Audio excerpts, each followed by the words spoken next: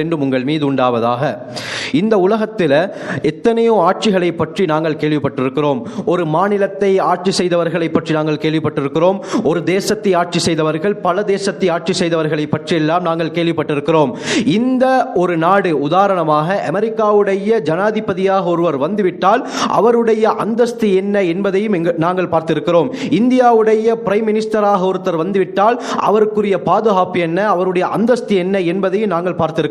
இப்படி உலகத்துடைய top class முதல் வல்லரசு நாடுகளை ஆட்சி செய்யக்கூடிய ஆட்சியாளர்களுடைய அந்தஸ்து என்னவென்றெல்லாம் எங்களுக்கு தெரியும். ஆனால் அருமையானவர்களே, ஒரு மாநிலம் கிடையாது, ஒரு தேசம் கிடையாது, 2 தேசம் கிடையாது, 3 நாடுகள் கிடையாது, ஒரு கண்டம் கிடையாது. இந்த முழு உலகத்தையும் ஆட்சி செய்த ஒரு ஆட்சியாளரை பற்றி நீங்கள் கேள்விப்பட்டிருக்கிறீர்களா? அருமையானவர்களை, இமாம் தமீரி ரஹ்மத்துல்லாஹி அலைஹி தங்களுடைய கிதாபிலே ஹயாத்துல் ஹயவானில் குப்ரா என்ற தங்களுடைய கிதாபிலே கொண்டு வருகிறார்கள். முழு உலகத்துடைய ஆட்சியை அல்லாஹ் சுப்ஹானஹு வ தஆலா 4 பேருக்கு கொடுத்திருந்தான். அதிலே முஸ்லிம்கள் 2, முஸ்லிம் அல்லாதவர்கள் 2. முஸ்லிம்களில் ஹஜ்ரத் சுலைமான் அலைஹிஸ்ஸலாம் அவர்களும் ஹஜ்ரத் துல்கர்னைன் அலைஹிஸ்ஸலாம் அவர்களும் முழு உலகத்தையும் ஆட்சி செய்தார்கள். முஸ்லிம் அல்லாதவர்களில் இப்ராஹிம் அலைஹிஸ்ஸலாம் அவர்களுடைய காலத்திலே வாழ்ந்த கொடிய அரசன் நும்ரூதும் புக்த நசர், பாபிலோனியர்களுடைய மன்னரான புக்த நசரும் முழு உலகத்தையும் ஆட்சி செய்தார்கள். எது எப்படி இருந்தாலும் இந்த 4 பேர் இந்த உலகத்தை ஆட்சி செய்திருந்தாலும் ஹஜ்ரத் சுலைமான் அலைஹிஸ்ஸலாம் அவர்களுக்கு கொடுக்கப்பட்ட ஆட்சியை போல அல்லாஹ் அடுத்த 3 பேருக்கும் கொடுக்கவில்லை. இந்த உலகத்திலே இதற்கு முன்னாலும் யாருக்கும் கொடுக்கவில்லை, இதற்கு பிறகும் அல்லாஹ் யாருக்கும் கொடுக்க போவதில்லை. மிக பிரமாண்டமான ஒரு ஆட்சியை அல்லாஹ் ஹஜ்ரத் சுலைமான் அலைஹிஸ்ஸலாம் அவர்களுக்கு கொடுத்திருந்தான். அல்லாஹ் குர்ஆனிலே ஹஜ்ரத் சுலைமான் அலைஹிஸ்ஸலாம் அவர்கள் அல்லாஹ்விடத்திலே கேட்ட ஒரு துஆவை சொல்லி காட்டுகிறான். சூரா சாதிலே அந்த ஆயத் வருகிறது. ஹஜ்ரத் சுலைமான் அலைஹிஸ்ஸலாம் அவர்கள் அல்லாஹ்விடத்திலே ஒரு துஆ கேட்டார்கள். ரப்பிக்ஃபிர்லி, யா அல்லாஹ் என்னுடைய பாவத்தை மன்னித்து விடு. வஹப்லி முல்கன், எனக்கு ஒரு ஆட்சியை அன்பளிப்பாக கிஃப்டாக தா. எப்படியாப்பட்ட ஆட்சி? லா யம்பகி லி அஹதி மின் பஅதி, இதற்கு பிறகு யாருக்குமே இருக்காத ஒரு ஆட்சியை எனக்கு தா யா அல்லாஹ் என்று ஹஜ்ரத் சுலைமான் அலைஹிஸ்ஸலாம் அவர்கள் அல்லாஹ்விடத்திலே துஆ கேட்டார்கள். அந்த துஆவை அல்லாஹ் கபூல் செய்தான்.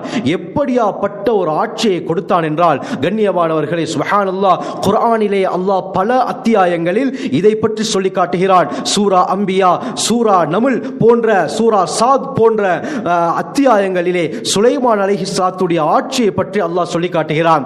சூரா நமுல்ல அல்லாஹ் சுப்ஹானஹு வ தஆலா கூறுகிறான், உல்லிம்னா மன்திகத் தைர். ஹஜ்ரத் சுலைமான் அலைஹிஸ்ஸலாம் அவர்களுக்கு எப்படியாப்பட்ட ஒரு ஆட்சியை கொடுத்தான் என்றால், அவர்களே கூறுகிறார்கள், மன்திகத் தைர், பறவையுடைய பாஷை எங்களுக்கு கற்றுக் கொடுக்கப்பட்டிருக்கிறது. உலகத்தை எத்தனையோ பேர் ஆட்சி செய்திருக்கிறார்கள், ஆனால் யாருக்குமே பறவையுடைய பாஷை கற்றுக் கொடுக்கப்படவில்லை. மந்திக் என்று சொன்னால் கிராமருக்கு சொல்லப்படும் பறவைகளுடைய பாஷையின் இலக்கணம் ஹஜ்ரத் சுலைமான் அலைஹிஸ்ஸலாம் அவர்களுக்கு அல்லாஹ் கற்றுக் கொடுத்திருந்தான். பறவைகள் வந்து தங்களுடைய தேவைகளை முறையிடும் அந்த பாஷையிலே சுலைமான் அலைஹிஸ்ஸலாம் அவர்கள் அந்த பறவைகளுக்கு முறையிடுவார்கள். புறா வந்து தன்னுடைய பிரச்சனையை முறையிடும். அந்த பிரச்சனையை சுலைமான் அலைஹிஸ்ஸலாம் அதனுடைய பாஷையிலேயே சோல் பண்ணி வைப்பார்கள். அதற்குரிய அந்த பதிலை சொல்லிக் கொடுப்பார்கள். மயில் வந்து முறையிடும், அதனுடைய பாஷையிலே அதற்கு பதில் அளிப்பார்கள். யானை வந்து கூறும். இவ்வாறு பறவைகள் மட்டுமல்லாமல் எறும்பாக இருக்கலாம், மிருகங்களாக இருக்கலாம், அனைத்து படைப்பினங்களுடைய பாஷை ஹஜ்ரத் சுலைமான் அலைஹிஸ்ஸலாம் அவர்களுக்கு அல்லாஹ் கற்றுக் கொடுத்திருந்தான். அது மட்டுமல்லாமல் எப்படியாப்பட்ட ஒரு ஆட்சி என்றால், வஹுஷிர லிசுலைமான ஜுனூதுஹு மினல் ஜின்னி வல் இன்சி வத்தைரி ஃபஹும் யுஸஊன்.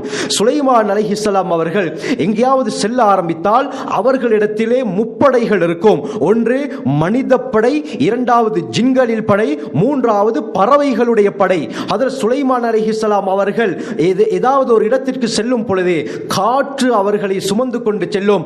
காற்று சுமந்து கொண்டு செல்லும் பொழுது நடுவிலே சிம்மாசனத்திலே அமர்ந்திருப்பார்கள். அதை சுற்றி அமைச்சர்கள் இருப்பார்கள், அதை சுற்றி ஜின்கள் இருப்பார்கள், உலமாக்கள் எல்லாம் இருப்பார்கள்.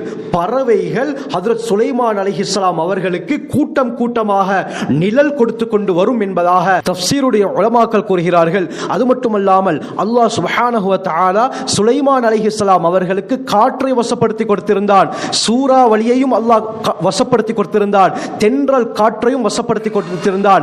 சூரா சாதிலே அல்லாஹ் கூறும் பொழுது ஃபஸഖர்னா லஹு ர்ரீஹ தஜ்ரி பிஅம்ரிஹி ருஹாஅன் ஹைது அஸாப் என்று அல்லாஹ் கூறுகிறான். அவர்களுக்கு நாங்கள் காற்றை வசப்படுத்தி கொடுத்தோம். எப்படியாப்பட்ட காற்று? ருஹாஅன், தென்றல் காற்றை அவருக்கு நாங்கள் வசப்படுத்தி கொடுத்தோம். அவர் எங்கே போகும்படி கட்டளையிடுகிறாரோ அந்த இடத்திற்கு அந்த தென்றல் காற்று அவர்களை கொண்டு செல்லும்.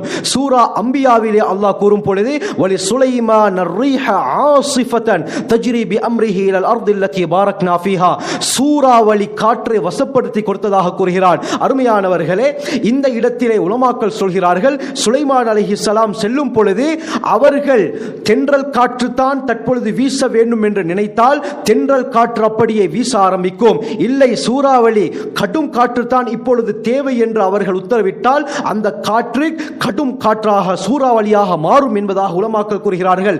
சுலைமான் அலைஹிஸ்ஸலாம் அவர்களுடைய தேவைக்கேற்ப அந்த காற்றையும் அல்லாஹ் மாற்றி கொடுத்தான். சுப்ஹானல்லாஹ்.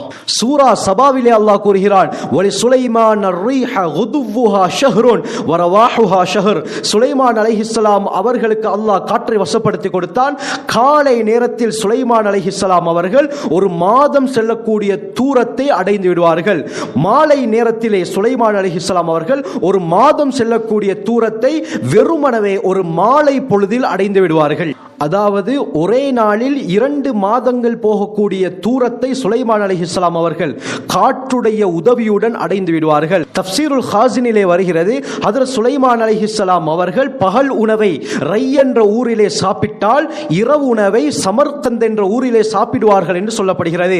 அருமையானவர்களே, ரை என்பது ஈரானில் இருக்கக்கூடிய முக்கியமான ஒரு ஊர், சமர்கந்த் என்பது உஸ்பெகிஸ்தானில் இருக்கக்கூடிய மிக முக்கியமான ஒரு ஊர். இந்த ரை என்ற ஊருக்கும் உஸ்பெகிஸ்தான் இருக்கக்கூடிய சமர்கந்த் என்ற ஊருக்கும் இடையில் உள்ள டிஸ்டன்ஸ் எவ்வளவு தெரியுமா? 1881.4 கிலோமீட்டர். இந்த தூரத்தை தற்பொழுது வாகனத்தில் செல்வதாக இருந்தால் 23 மணித்தியாலங்களும் 42 நிமிடங்களும் எடுக்கும். நடந்து போனால் 373 மணித்தியாலங்கள் எடுக்கும். அதாவது 15 அரை நாட்களுடைய தூரம் எடுக்கும். கண்ணியமானவர்களை, இவ்வளவு பிரமாண்டமான தூரத்தை ஹஜ்ரத் சுலைமான் அலைஹிஸ்ஸலாம் அவர்கள் ஒரே நாளில் கடந்து விடுவார்கள் என்றால் எந்த அளவுக்கு அல்லாஹ் பிரமாண்டமான ஒரு ஆட்சியை கொடுத்திருக்கிறான். அதே போலத்தான் ஜின்கள் ஷைத்தான்களையும் அல்லாஹ் சுலைமான் அலைஹிஸ்ஸலாம் அவர்களுடைய கட்டுப்பாட்டிலே வைத்திருந்தான்.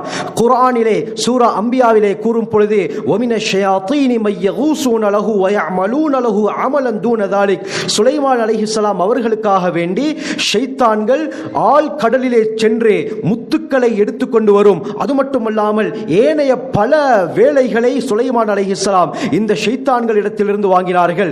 மஸ்ஜிதுல் அக்ஸாவை கட்டியதும் இந்த ஜின்கள் தான். கண்ணியமானவர்களே, வஷ்ஷயாத்தீன குல்ல பன்னாஇ வ கவாஸ், சூரா சாதிலே அல்லாஹ் கூறுகிறான், இந்த ஷைத்தான்கள் தான் ஹஜ்ரத் சுலைமான் அலைஹிஸ்ஸலாம் அவர்களுடைய கட்டிடங்களை, அவர்கள் சொல்லக்கூடிய கட்டிடங்களை கட்டக்கூடியவர்களாகவும் முத்து குளிக்கக்கூடியவர்களாகவும் இருந்தார்கள் என்பதாக அல்லாஹ் கூறுகிறான். இமாம் ஹாஸின் ரஹ்மத்துல்லாஹி அலைஹி சொல்றாங்க, உலகத்தில் முதலாவதாக ஆழ் கடலுக்குள்ளால் சென்று முத்துக்களை எடுத்து வரவழைத்தது ஹஜ்ரத் சுலைமான் அலைஹிஸ்ஸலாம் அவர்கள் தான். அது மட்டுமல்லாமல் அஸல்னா லஹு ஐனல் கித்ர், ஹஜ்ரத் சுலைமான் அலைஹிஸ்ஸலாம் அவர்களுக்காக வேண்டி செம்பு ஊற்றை அல்லாஹ் ஓடச் செய்தான். இந்த செம்பு ஊற்றிலிருந்து பாத்திரங்களை ஷைத்தான்கள் சுலைமான் அலைஹிஸ்ஸலாம் அவர்களுக்காக வேண்டி செய்து கொடுக்கும். அது மட்டுமல்லாமல் மிகவும் சக்தி வாய்ந்த ஜின் தான் இஃப்ரீத் என்ற ஜின். இந்த இஃப்ரீத் என்ற ஜின்னையும் ஹஜ்ரத் சுலைமான் அலைஹிஸ்ஸலாம் அவர்கள் தன்னுடைய கட்டுப்பாட்டுக்கு கீழால் தான் வைத்திருந்தார்கள். கண்ணியமானவர்களே, பிரமாண்டமான ஒரு ஆட்சியை அல்லாஹ் ஹஜ்ரத் சுலைமான் அலைஹிஸ்ஸலாம் அவர்களுக்கு கொடுத்திருந்தான். முழு உலகத்திற்கும் சென்றார்கள். காற்று அவர்களை அழைத்துக் கொண்டு தூக்கிக் கொண்டு செல்லும். அவர்கள் எல்லா இடத்திற்கும் சென்று மக்களுடைய பிரச்சனைகளை தீர்த்து வைப்பார்கள். மக்களுடைய பிரச்சனைகளை மட்டுமல்ல, பறவைகளுடைய பிரச்சனை, மிருகங்களுடைய பிரச்சனை, ஊர்ந்து செல்லக்கூடியவைகளுடைய பிரச்சனை, எறும்புகளுடைய பிரச்சனையை கூட சுலைமான் அலைஹிஸ்ஸலாம் அவர்கள் தீர்த்து வைப்பார்கள். இதே போல ஹஜ்ரத் சுலைமான் அலைஹிஸ்ஸலாம் பல்கிஸ் ராணியுடைய சம்பவத்தை பற்றி இன்ஷா அல்லாஹ் இன்னொரு பதிவில் தெளிவாக பேசுகிறேன். நாம் நம் வாழ்க்கையை சிறந்த முறையிலே அமைத்துக் கொள்ள வல்ல அல்லாஹ் நம் அனைவருக்கும் கிருபை செய்வானாக. ஜஸாக்குமுல்லாஹு கைர். வாஹிரு தஅவானா அல்ஹம்துலில்லாஹி ரப்பில் ஆலமீன்.